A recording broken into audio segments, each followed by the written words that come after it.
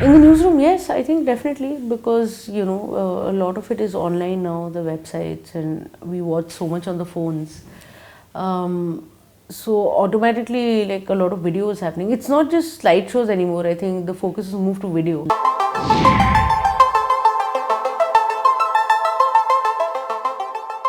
It's been over 2 decades since the internet first arrived in our lives. The media is not the same anymore. In a post-digital age where organizations are grappling with confusion, chaos, and concern over how to utilize so many mediums, what scope does the survival of journalism and the news media now have? That could be a good question if you were still trying to figure out what significance or meaning journalism has in our lives. Journalism in a free press, after all, as many would say, is fundamental to freedom of speech. But in today's world, we need to go one step beyond that. We need to tell the stories of our times. The biggest question today is about how we tell those stories. And most organizations realize that they need people who are skilled with these digital skills. So in my last organization, though we were primarily a print organization, we did a lot of effort. There was a whole change management where we wanted to go digital first. Right. So our entire population which was working on print, we trained them on how to take videos, how to edit videos, how to file a story from the spot, and how not to be dependent on a photographer to click pictures. Right. So there's a lot of skilling, and how to.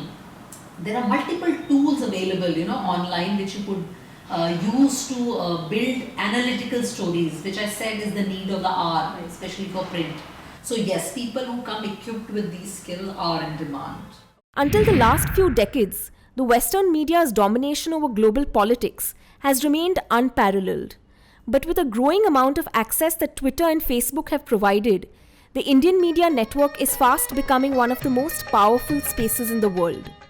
Till this social media era, I was getting like very good reactions, and I realized not only like social media era, before 2014, I never got any kind of angry reaction from readers for drawing against any politician. But after 2014, I think like I get all kind of abuse. There is name calling. People call me that you are getting paid by some particular political party. So that happened. So the same cartoons, same kind of cartoons which were liked a lot before 2014. They are not being liked a lot, or they are basically being hated. In fact, just because the central character has changed. See, the generation, like our generation, my generation, and probably a generation after that, they are still comfortable with the old format of news. But when you look at numbers, when you talk to people who belong to this industry, they tell you that nowadays news is consumed only on mobile.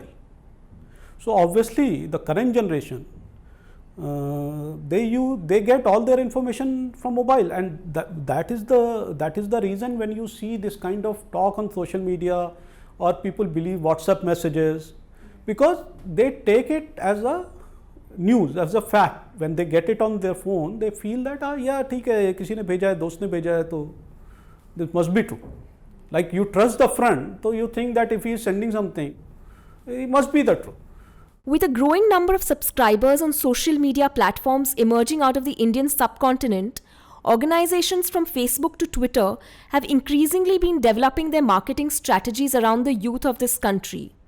Indian journalists who have large social media followings might be some of the more powerful influencers within the international news world today. This is a sharp indicator towards the power that the Indian network of journalists holds, and to the way Indian journalists are in a position to sway public opinion in the times to come. But what does the social media phenomenon mean to the production and dissemination of news? On one hand, it has led to a growing amount of alarm at the way news has lost its credibility in recent times.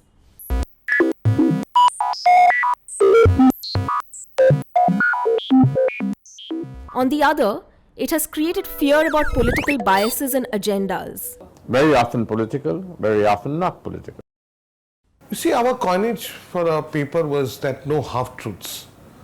When we said it, we mean it, that this industry is getting more and more commercialized, more and more corporates are playing direct or indirect role in decision-making process of the media.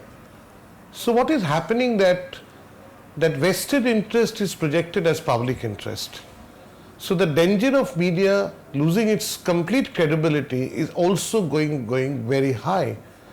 So what is projected as truth in front of the common man is in most cases is actually a distorted truth which only serves a section of people.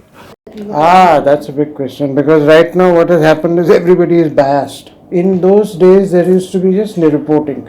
There is a story and it was reported. There was no bias to it. Today if you take a story, it is always by the channel, depends on which channel it is on, it will be biased. It will be biased pro something or anti something, and because of that things have, it is creating a bias even in the audience. The audience is also now polarized. Either they are polarized pro something or anti something, depending on that views that they have been watching on television. I feel the purpose of news should be to present it. You interpret it how it should be interpreted. Do not let the channel's bias come into the way. But that's happening right now.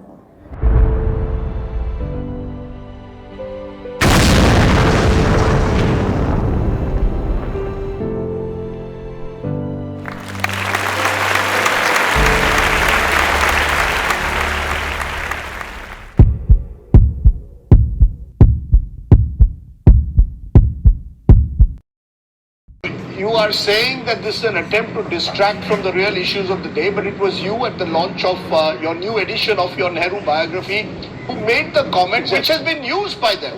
To suggest that Shashi Tharoor seems to believe that India owes its democratic institutions only to Jawaharlal Nehru. Now, do you want to clarify that? Do you want to tell us? Is it fair to suggest that Nehru alone among all the tall leaders of that time was solely responsible for democratic institutions in this country? The BJP seems to be ready with part of their battle plan for 2014. NDTV has learned that the RSS is likely to back Narendra Modi as head of the BJP's campaign committee for the polls. Ladies and gentlemen, I am officially running for President of the United States, and we are going to make our country great again.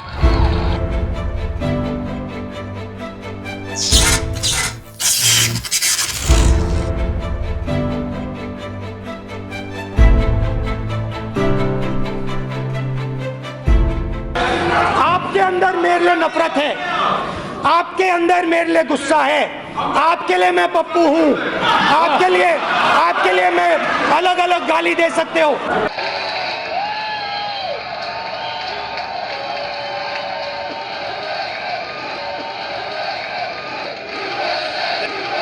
Thank you.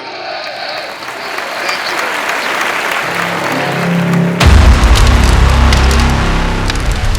Well, as I said, if there is a pro something, let's put it bluntly. It's a pro-government channel or an anti-government channel. There's a pro-government channel, they are only going to show the pro stories, even presented in a pro manner, and the anti guys are only going to find the bad things about it.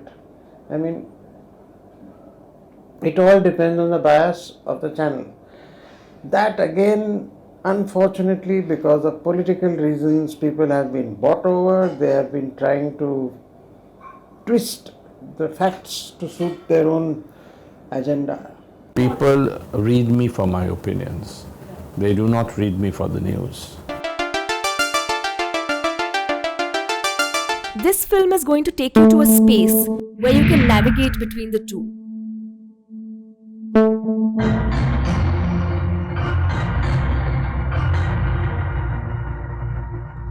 There were two types of people, two types of cameramen in the studio. Basically, job definition. One was studio based, they worked only in the studio. We were in the group which worked for news outside, going to various places and shooting events, whatever it was, whether it was an accident somewhere, a launch of a new product, or a inauguration of something. They say reporters are like epic poets. They want to conquer the entire world when they are out on the field. Editors are a bit like lyric poets. They seek so much of linguistic sharpness in every word and phrase that even a microscope might not suffice their perfectionist eyes. Reporters are epic because human experience blends into the melting pot of their excavations and adventures.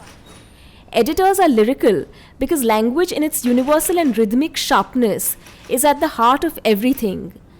Perhaps in literature, the epic and lyric are only two different styles, albeit such blending varieties. Look at the Ramayana and Mahabharata. One is lyrical while the other is epic, one poetic while the other narrative, yet none can ever really stay away from growing into each other. Its tales embroiled into subplots that are woven and interwoven in our culture in a way that we can hardly separate.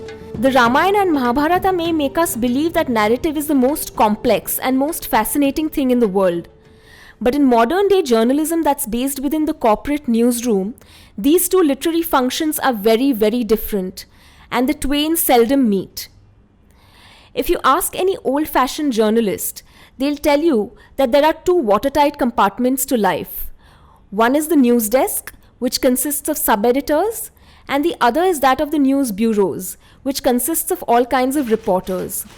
If you want to be a serious journalist, the most important thing for you to do is to first decide who you want to be among these two equal apes. Do you want to explore the world and write, or do you want to be the one pulling commas and apostrophes in what others have to say? Are you a fast-paced traveler with inexhaustible energy who chats up everyone from the chaiwala to the CEO? Or are you a nerd who reads 2 books a day and hardly looks up from your computer screen? The choice is yours, but the choice is also tough. There's only one thing that such an epic reporter and lyric editor have in common with each other though, and that's a good story. Well, I normally write on two kinds of subjects. One is that which is topical, that which is in the air. You catch a theme that is being discussed, that is in the air, and you talk about it. You lend it greater body, lend it a new perspective, and hope that people will see it in a slightly different way from the way they have been discussing it. You try and change the discourse. The other way I pick a theme is to take on a subject which is not immediately, it's not topical, it's not immediate, but and it's not in the air, but it's somewhere in your subconscious. So you dredge it out of the consciousness of people and make them remember it. Very often there are a lot of things that stay in your subconscious. Old Hindi movies, just as an example, or only film songs, because you were discussing it. And you just dredge it out and it relates to something that's happening or something that you think could happen. And you evoke not nostalgia, but you evoke a process of rediscovery. And that is critical. I think that is very important in our time, that people know what their past is.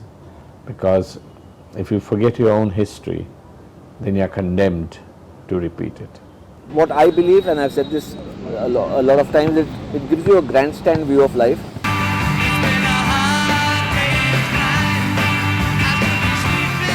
It's news, it's features, it's it's a lot of color.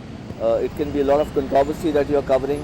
We've had corruption, match fixing, spot fixing, etc., etc. Now these kind of investigating into these requires certain different kind of expertise from the newsroom.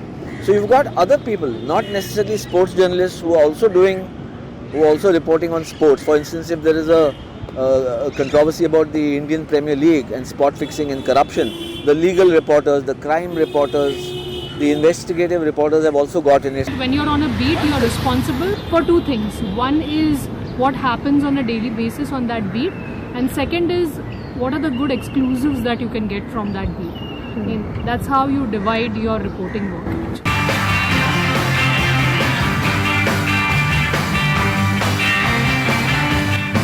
Covering politics and government is always about networking skills, because it's not as simple as walking into the office and asking someone for information and you get it. No, Right. it is over meeting you have to meet people over and over again, and you have to win their trust to really give you sensitive information.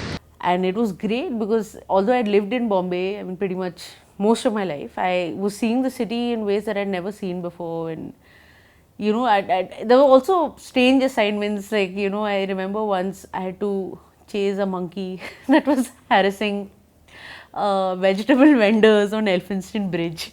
So the senior photographer took me on his bike and we were trying to chase this monkey on a bridge. I was just thinking, this is, I mean, who would have thought that this is also photojournalism, you know? So there were all kinds of funny assignments. And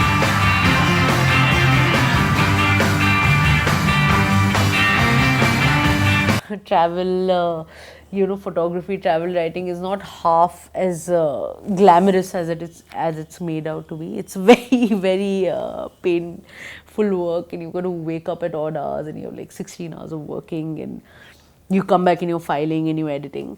But it's incredible because you just, it's so anthropological, you know, at the heart of it, that you just learn so much about so many things, you know. Well, now it's different because when I was at the Indian Express and then later I was at Time Out, so I was pretty much shooting, I'd say, I mean, 14 hours would be like an average work day, 14 hours, where we'd be out on the road, I think about 7 to 8 hours, and about 2-3 hours in office, filing the photos and captioning them.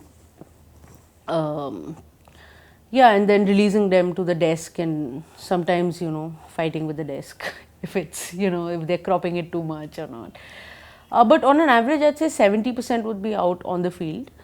But then as you move up or whatever, grow into your career, and then you start looking at photo editing more, or, you know, it depends actually. Some people prefer being on the field all the time.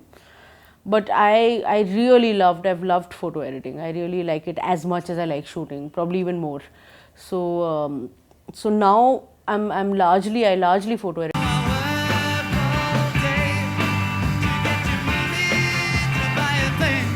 So photo editing is not just sourcing photos. It's, you really have to know, you have to understand images really well, number one, understand the context in which they were made and the context in which they will end up being used. Because the two, I mean, there might not be a marriage necessarily. See, not really conflicts, but yes, it becomes high pressure after 7. Right. And the pressure keeps mounting, you know, with every passing hour. Right. Or, you know, you've decided on page 1 and suddenly at 9 o'clock something happens. Now your complete page 1 is going to be changed, yeah. So now the pressure is no longer on that something has happened and needs to be informed. The pressure is on how to make the story more interesting to the reader. Right. How to get them to read print. So it's a different kind of stress. It was Bombay Magazine, where I was hired to be a headline and caption writer, if such a thing exists. But after about a few weeks, it was clear that, you know, that wasn't really a job. So they got me working on actual subbing. So photo editing is just that, you know, it's good commissioning of pictures. It's getting your team, like in Time Out I had a team of 3 to 4 people. It's knowing your team's strengths, sending them out on shoots. Also learning to, you know, give the bigger shoots to other people, because just because you're a photo editor does not mean you're going to hog, you know, all the creme of the shoots and, you know, leave all the other things to, just because they're your supposed minions, you know. So all that has to be, it's a very responsible role, and it does not necessarily come with seniority. And I think that's one of the largest problems we're facing today in India, in the whole setup, in the print setup, that senior people are photo editors who still want their photos splashed on page 1. and there might be like someone who's a trainee who's an incredible photographer, you know. So you have to know what goes where and what is visually best, you know, for the magazine. In the end, you have to remove yourself a little and look at the larger picture. And I think that's the role of a really good photo editor, understanding the story and understanding the visual that needs to go with it, and sometimes without it. Photographers, like, I've been a photographer, but when I'm photo editing, I'm not the photographer.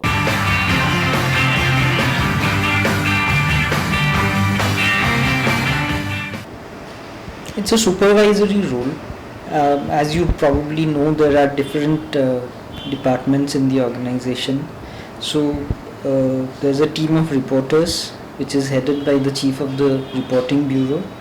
There's a news desk, there's a features team, there's a small design team, there's a photo team. So the heads of all of those teams report to me. Now my role becomes largely supervisory, so essentially I just have to make sure that people are doing their jobs and doing them properly. This is Utsav. I'm Utsav Basu, and basically I work on the city desk. My job is to basically edit the copies, give headlines, and on days when the person who makes the pages, like today, if she's absent, then I'm supposed to make the pages. So these are the responsibilities I look after. Generally, the one who's senior to me takes the call, but yeah, this office is wonderful, so everybody is heard, everybody has a say, so even I get to say. So, who calls the final shots in journalism? The reporters or the editors? The business heads or the marketing managers? Perhaps it is the clash between the forces of different departments that can either break or make a publication. The business never interferes with the editorial, and during my time none of that happened. Editorial was entirely independent, never questioned.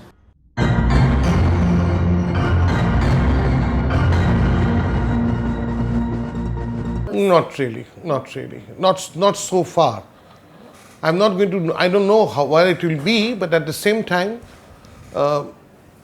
digital market has also become very crowded. People are flooded with content. So it's not so easy that just because you create a content, you will get attention. Basically, you'll have to create exclusive content, something which is really people don't know. Otherwise, all contents are looking like almost the same. So definitely we will move digitally much faster, but I'm not very sure that with the digital revenue I can run a newspaper, to be very honest. The dot-com bubble is over. The internet has now become routine reality. With Twitter, Indian journalism, along with its globalizing economy and snappier writing, has become the kind of drama nobody can stay away from. But the dynamics of the Indian market go way back before the days of Twitter. As globalization surged ahead, several new papers and television stations had begun to set up base in the early 1990s. This included the likes of the Asian Age, for instance, which launched with a blend of national and international editions in 1994. The launch of Zee in the same period saw further development. In 2005, Zee came out with the Daily News and Analysis in Mumbai, which expanded itself through editions across Delhi, Ahmedabad, Pune, Jaipur, Bangalore, as well as Indore. The organizational management of DNA's editorial department made some lasting influences on journalism around Mumbai.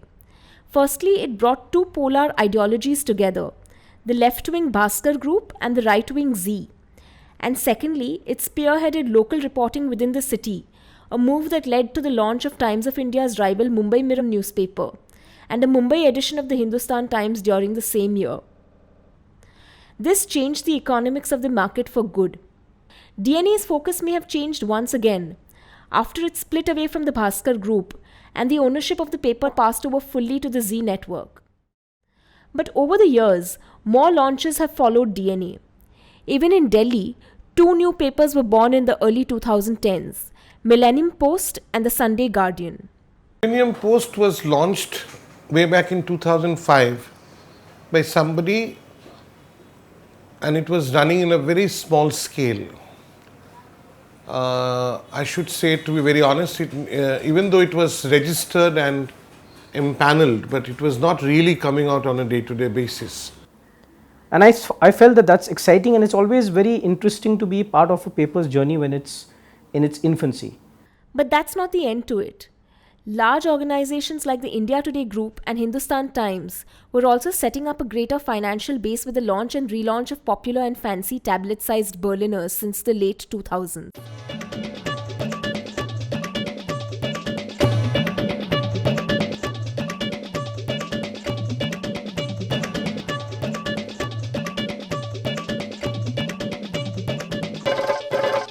With money came power.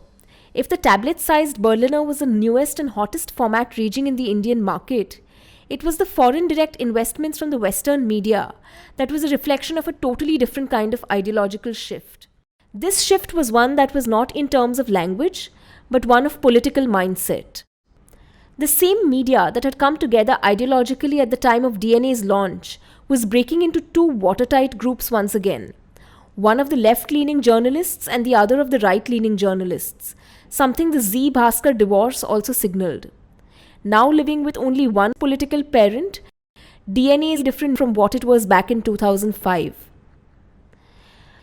But with this political switch also came a different financial effect. The FDIs pouring into the left-dominated media spaces began to slowly and steadily trickle into the complete control of many right-wing establishments, tipping the Indian media economy to an opposite ideological extreme after the 2014 elections. Let's look at how both the left wing and the right wing have sought foreign business patronage in order to further their causes and interests. In 2003, Paprika Media launched a Mumbai edition of the RT left-leaning British Time Out magazine. This was shortly after the then government had opened the market to liberal growth, basking within the investments that were coming in at the cost of some content-sharing obligations. Then in early 2007, Wall Street Journal tied up with HT Media to launch Mint. Mint carried a wide range of WSJ content even at the cost of having to pay some high licensing fees, it was later reported.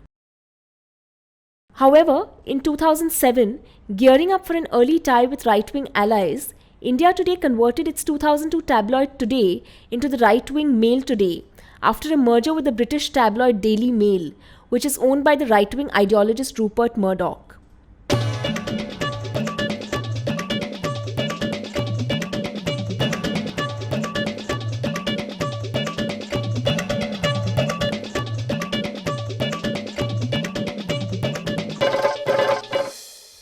With foreign direct investments at a peak high, the right-leaning American Forbes magazine launched an Indian edition in conjunction with the neutral but slightly right-leaning Network 18 a year later in 2009, promising to make business news more analytical and interesting to the common person. As time grew closer to the 2014 general election, the left influence over FDIs had begun to diminish altogether. Murdoch and Forbes having already established their influence over the Indian media, the investment that was coming in from overseas was now mostly geared at funding right-wing ideologies. By August 2014, the left-leaning Paprika Media's Time Out had closed down all its 3 editions in Mumbai, Delhi and Bangalore, and by September, Mint and Wall Street Journal had parted ways, with their 5 to 8 year content sharing deal coming to a close at the beginning of the Modi government regime. Modi's policy to end funding deals with the West was beginning to hit home. In early 2017, the New York Times wrote an angry column about the Modi government having closed several left-dominated deals and tie-ups with US-based NGOs funding riot victims in Gujarat. In 2017, left-leaning TV channel NDTV's office was raided in connection with a loan and funding scam that the BJP government further criminalized it with.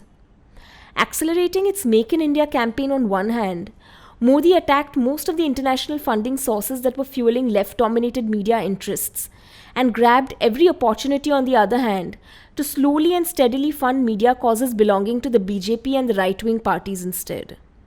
As Arnab Goswami launched Republic TV amidst much fanfare in conjunction with several local businesses including the Murdoch-owned Star TV once again, the shifting investment interests in the Indian media has begun to aptly reflect BJP and Modi's increasing hold. With so much political contesting for foreign stakes by both right and left-leaning parties, What does this hold in store for the future of an independent, locally funded business representation of the Indian news media? Journalists, at the end of the day, they're all working together, and what should their objective be ultimately? Winning the trust of the reader, right? How can journalists win the trust of their reader unless they are in financial control? Advocate Savina Bedi Sachar, who's worked as an in-house lawyer for several television channels, tells us about the financial and legal roadblocks that mediums like radio face. So radio is a medium which is basically free to air.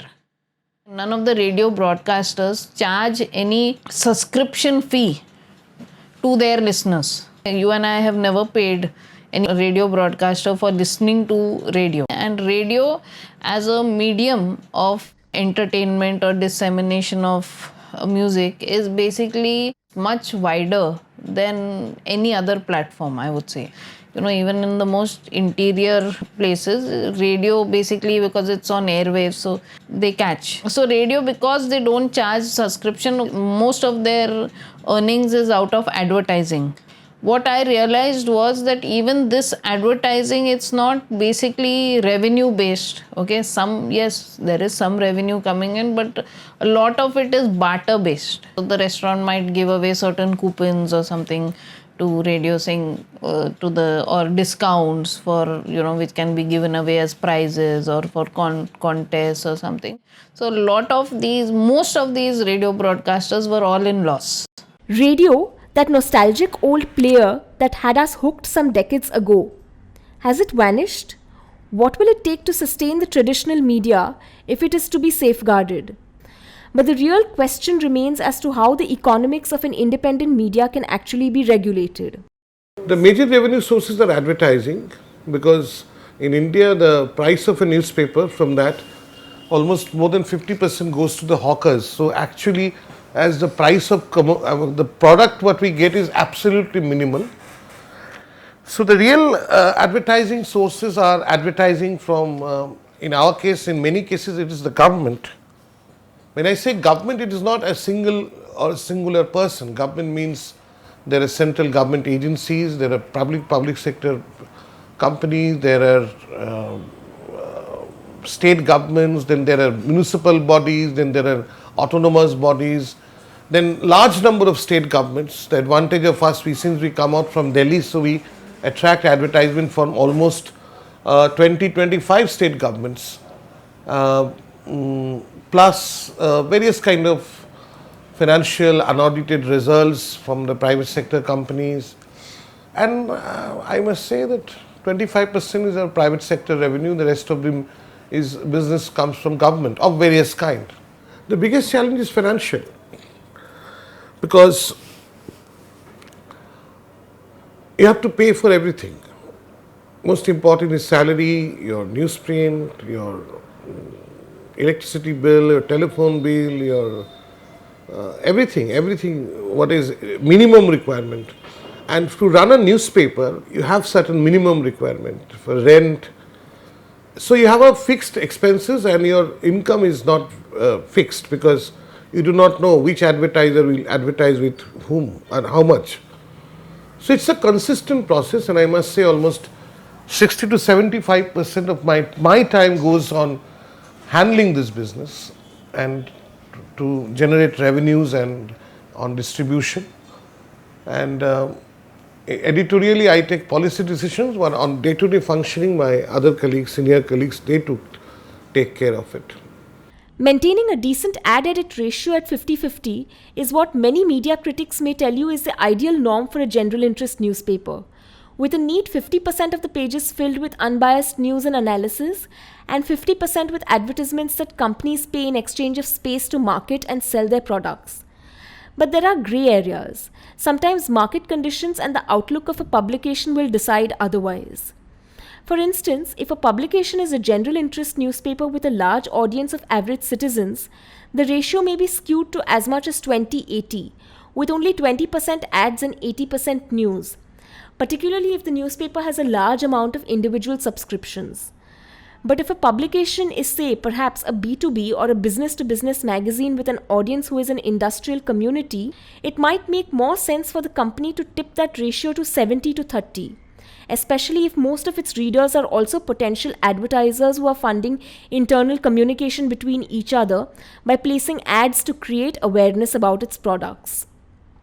The scale of the ad-edit ratio can continue to be a controversial thing, but TOI's MediaNet was the first to be notoriously popular during debates for its infamous page 3 journalism in Bombay Times, one that openly regulates its ad-edit ratio in order to, as the company often states unabashedly, maximize its own profits as much as it can. So then MediaNet came in, was very clear about what it was, and it mentioned it up front. So if there was anything which was MediaNet, you had the word MediaNet there.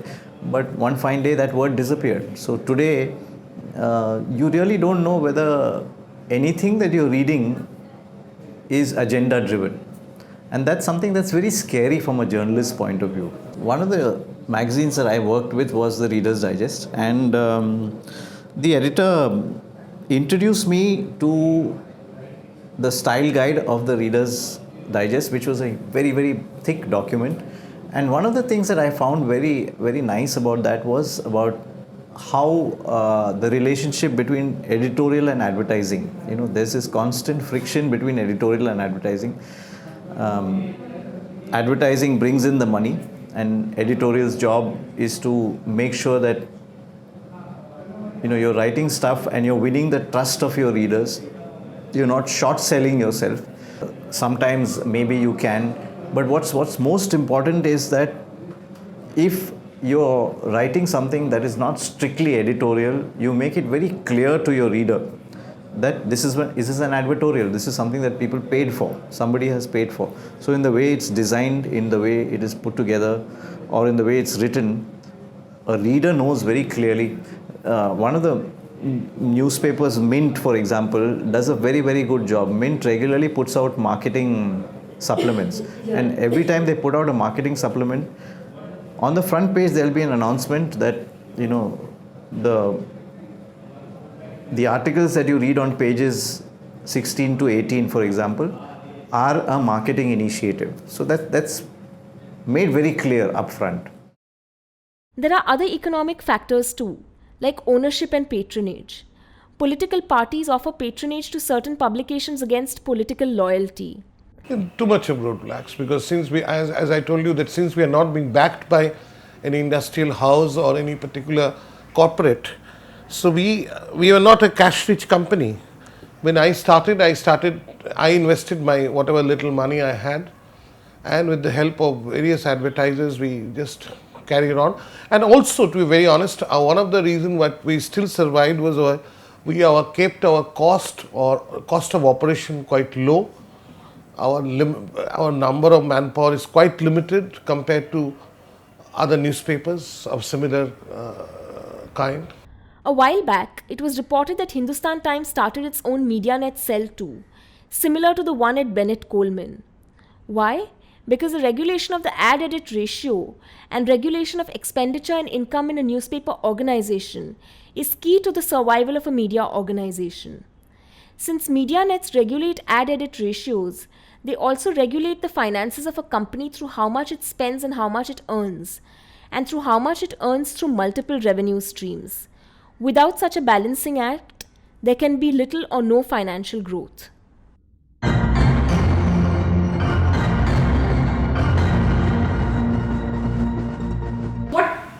What decides this is the destination. Where does the organization want to go? What are they aiming at? Are they planning to continue to be a print organization? Are they looking at transforming from print to digital organization, but continuing with both? Are they planning to gradually move out from print and focus only on digital? So, are there multiple editions they're looking at? Are they looking, so all that will decide, at what frequency you change and restructure. New papers, when they launch, may take the world by storm. Yet, it is also the older newspapers that retain a unique, yet stable and time-tested style guide. What emerges is the fascinating question on the comparison between traditional literary formats and the new. First off, let's understand what a style guide is. The style guide is a map, not one that we draw so much as one that we seek. But arriving at the complexity of the modern day news style guide was not easy. It has taken decades of writing to arrive at the way newspapers create mood and effect. So it has a particular style, like there's a particular kind of approach which you need to follow when you're writing for a crime story, a particular approach for the feature stories. So they all have different kinds of writing styles. So that needs to be kept in mind while you're doing it. So The style guide is at the heart of journalistic ethics. It states what the publication stands for. Sometimes it may be a seemingly inane rule about how the name of a place should be spelt when there are multiple spellings and pronunciations to the same word. At other times, it may be about a certain minor grammatical rule, like how many commas to use and how long a sentence should be. A broadsheet newspaper such as The Hindu, for instance, writing for an academic audience, may write a paragraph-sized sentence, but the sub-editors at a tabloid would want its sentences to be only about as long as their little fingers. At other times, a style guide may be about how to select news. There is a diversity of styles as long as it is within the rules of contemporary English usage and grammar. That universal rule about finding the most interesting thing and stating it directly to your reader is actually the logic behind what is known as the inverted pyramid in journalism. The most newsy, urgent part about any situation should be at the top of the piece and, if possible, even in the headline. But mind you, this rule is self-paradoxical in itself. For what about the crime thrillers that hold you at the edge of your seat from the very start to finish? Can only an interesting headline or beginning suffice to hold your interest till the V end of a novel? And in form and structure, are factual news features and news reports in a non-fiction newspaper meant to be any different from the thrills of reading such a story in a crime novel? The English Style Guide, which has had a long history, has perhaps the most extensive varieties of style guides, each universal in its reach within literature, and yet uniquely reflecting the culture, ethics, and politics of different times and periods. It can hardly be thought that these literary style guides in the history of English have had no effect on international English language journalism. An English newspaper would, in that sense, be much more easier. The language that is used would be much more easier to understand because it speaks to you in the language that you understand. Newspapers in Malayalam use a very, very rich version of Malayalam. It's almost as though Shakespeare was writing that article. It's not the conversational language that we use. I think in Marathi also that works. In Gujarati that works. They have a tradition of using a language which is a very sanitized and a rich version of that language. So I'm sure that happens because style guides are used. Style guides adhere to certain linguistic rules, but they are therefore also committed to the audiences they cater to. Every style guide is therefore rooted within the geography it operates in, whether it is the American English of a New York Times, British English of a BBC, or the Indian English of a Hindustan Times. Started my career with regional newspapers. One thing is for sure that regional newspaper, they get more eyeballs, no doubt about it. And your reach immediately increases a lot. But somehow this is in the psyche of this country that if you are working for an English newspaper or an English news channel, you will be considered as a national person rather than, and if you are working for a regional paper or something, you will be considered as a little weak, or you won't get that kind of attention. But personally I feel that there are so many very good cartoonists in regional newspapers which have done a wonderful job, and I've seen many in Marathi. They are too good, but probably they never got their due. Given the power of the local press, what really are some of the ways in which the media controls our cultural tastes and exerts its aesthetic canon? Does the Western media try to control us? Is that what Vogue does? Tell us how to dress? Or does reading Vogue tell us more about how its own editors think it is good to dress? Whether the media controls you or you control the way you consume the media actually might lie within your own perspective. Just as every art form undergoes change and evolution over a period of time, so do newspapers. Several formats coexist in the media space. Let's look at some of the Indian style guides that are establishing themselves in the market. The difference between a tabloid and a broadsheet is basically in the treatment of the story. So a tabloid would sell purely on the basis of what is on its front page. So when I was working for one of Bombay's most popular tabloids, where I spent a lot of my time, the paper used to be picked up on the basis of what commuters would see when they were going to work or coming back from work, right? A morning newspaper typically is pushed under your door. You're already paying the money for it. A tabloid doesn't work like that.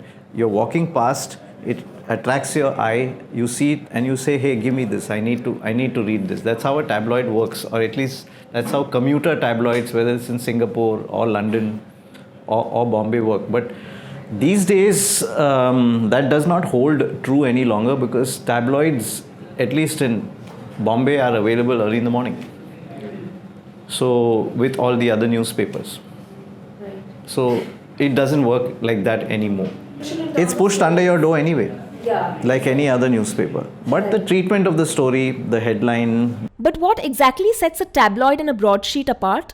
See, when we started out, we wanted to put out a paper which was which used good English, but which is also something that people would understand. And we wanted the newspaper to be a friend. We did not want the newspaper to speak to the reader from a pulpit. You wanted it to be a friend, somebody who would put his hand over your shoulder and chat with you, basically. So the language needed to be chatty, but at the same time it could not be disrespectful.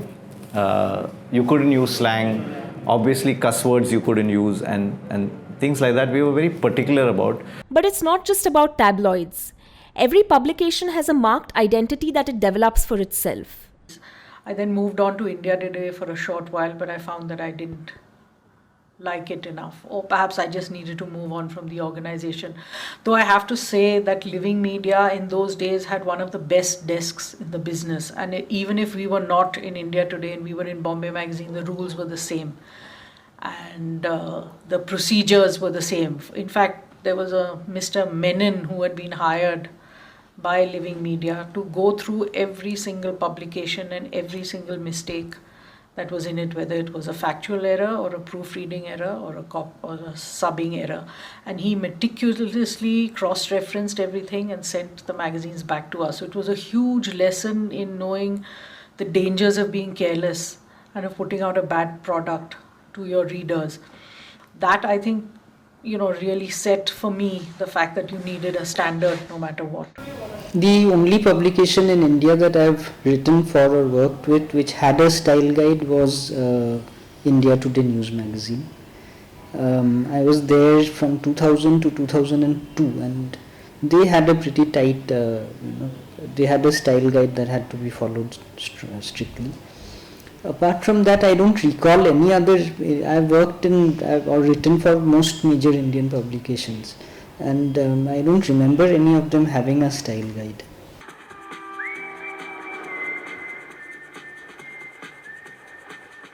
It covered a lot of things. It covered specific shades of meanings of words. It covered usage. It covered, there was disambiguation and sort of what kind of language was preferred. There was also a bit that I think they had taken from an essay by George Orwell called Politics and the English Language, about some basics of style in writing. So as I recall it, of course, it's been a long time. So maybe my recollection is not perfect, but as I recall it, these things were all there.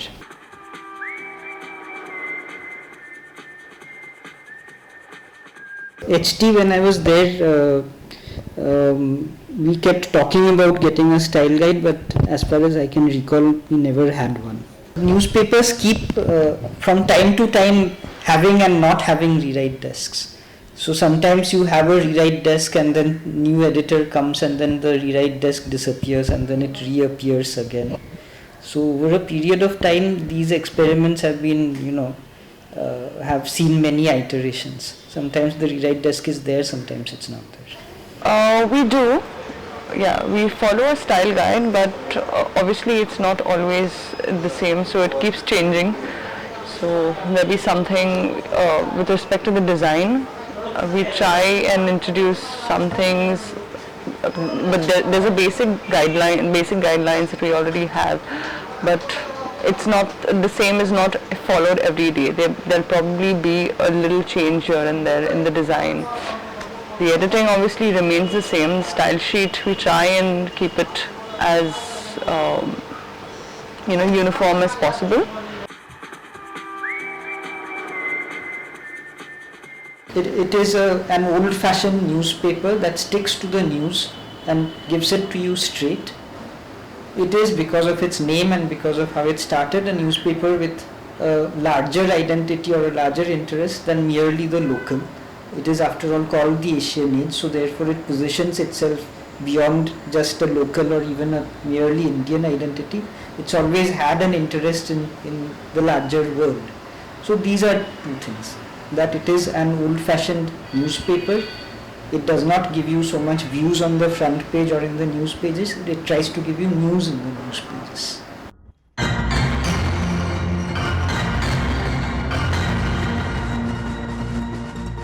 If a cartoonist tried to do something, to manipulate something, he would be first to be called out. The reason is those are pictures. You just cannot manipulate them. Like while writing a story, you can plug something in, you can say that sources said this. The cartoon doesn't work like that. So my point that he is the most ethical person actually in the organization, and he should be, especially while drawing cartoon. When I was starting, a senior guy told me, okay, you are drawing, but do take care of one thing. Never say anything about court. Never say anything about president. There may be a thin line between regulation and censorship, but the blurring boundaries between the two is where the art of journalistic gatekeeping lies. In journalism, gatekeeping was originally thought to be the task of the one who held the power to decide what went in and what didn't go in. That was the role of the editor.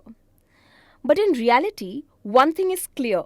Whether you look at the unpredictability that has been created today by social media, or whether you look at the unpredictability of the nature of news in itself, it is the process of history that is the real gatekeeper. No editor's discretion can fight the politics of what goes viral on the internet. But what survives as news or anything else is actually based on what history actually decides is fit to be published. When I draw my cartoon, I don't follow any rules. I can come up with anything. So I leave that upon the editors. Mostly I got good editors. They never censored me. Where regulation is concerned, a host of issues remain in the need of being tackled. The first is an author's copyright. See, in the era of social media, this copyright thing is getting very dicey actually, and especially in India. If you look at it, that I personally have first-hand experience, personal experience, that people don't give a damn for copyright. I saw one newspaper, some small newspaper in somewhere in Kolkata or Northeast. They were carrying my cartoons every day. There are portals, web portals run by like renowned journalists. This is the new trend, which is very dangerous. And I'm really sorry to say that the big journalists are involved into it. They won't hire a cartoonist, but instead of hiring a cartoonist, what they would do, they will take 10 cartoons from different places. They will start publishing in their website. And it's not only with the cartoons, it's with everybody. Like you see in movies, you would find that they left a tune from somewhere. They would take the entire story. It bothers me. It's not like that it doesn't bother me. It bothers me, but probably just to keep it aside so it doesn't disturb me in my work. But it bothers me. It bothers me a lot. See, the only thing is they will stop publishing your cartoon. Because see, the thing is you need a joint effort against this. Like every cartoonist or every publication should say this. that boss, you're not supposed to do this. So copyright is basically a right which is meant for the protection of authors, okay, or the creators of the work. The second thing is to avoid defamation. There was one case where we had written something about an actress, about a film actress, and we were at fault. I have no hesitation in saying so. And so she sued us for defamation. So probably if there was a sharp sub-editor or a chief sub-editor on the desk who had picked up that and said, look, you're writing something about so-and-so, but you haven't carried her version of the story, or you haven't carried her version of the story to the extent that you need to, we could have avoided that case, but we did not. It slipped through. In the era of social media, when so many different perspectives are competing with each other, it might be interesting to see how the internet regulates itself, safeguarding itself against breach of copyright as well as against defamation. But can such digital regulation be applied to other mediums as well, like to the news media? There are also a lot of the content that's being created is being plagiarized, really. One person is creating that content, and then there are 500 people who take that and rip that content off, which means you get inaccurate content all the time. So we decided that if somebody writes that information, then it needs to be properly sourced, cited. There is a further, even more complex problem to the sphere of journalism and reporting, and that is the safety of journalists. A lot of times, reporters put their lives at risk because of the stories they break. In 2011, Jay Day, a top crime reporter, was shot dead. What followed was a 7-year gruesome ordeal and arrest of another journalist, Jigna Vora, who was held guilty of his death but was later released by the court in 2018 when proven innocent. In the meanwhile, what was lost was her career in journalism. 2 lives were hit in a way that is unreversible. In such a politics-meshed world that crime journalists and most reporters operate in, how can the state keep their journalists safe? How can journalists keep themselves safe?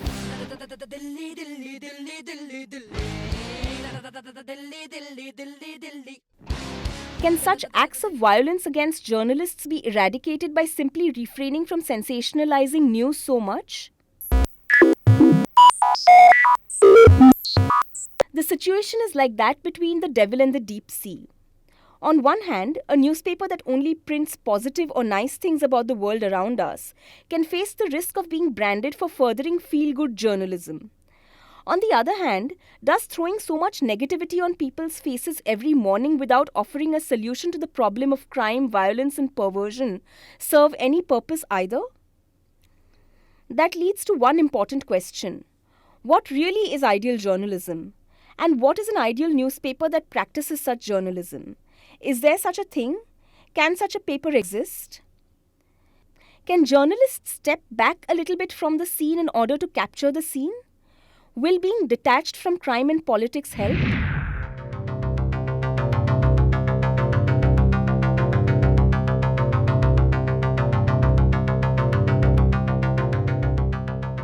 When it comes to journalism, satire has always been the weapon of the nuanced literary critic and writer, whether it was the late Khushwant Singh and his legacy as editor of 2 leading periodicals, or of T.S. Eliot and his editorship of the Times Literary Supplement in the beginning of the 20th century. Yet it was T.S. Eliot who referred to the need for the writer to become a catalyst, proposing that sense of detachment in journalism. But he also said that you could not possibly do so without placing citations. जिंदगी ख्वाब है, ख्वाब में झूठ क्या और भला सच है क्या. Information is certainly part of that issue-based reportage. So, what do you want to consume and what you need to be delivered, it all needs to be packaged together. So it may be issue-based, but information certainly is at the bottom of all of it. If it doesn't have the information which is unique and which is not common knowledge, then there is no point in doing that reporting. It needs to be issues that we've covered, we understand well, and then explain to our audience. And I think, we know what's troubling us on a daily basis as a society. Most of my life, I was seeing the city in ways that I'd never seen before. It gives you a grandstand view of life. And you evoke not nostalgia, but you evoke a process of rediscovery.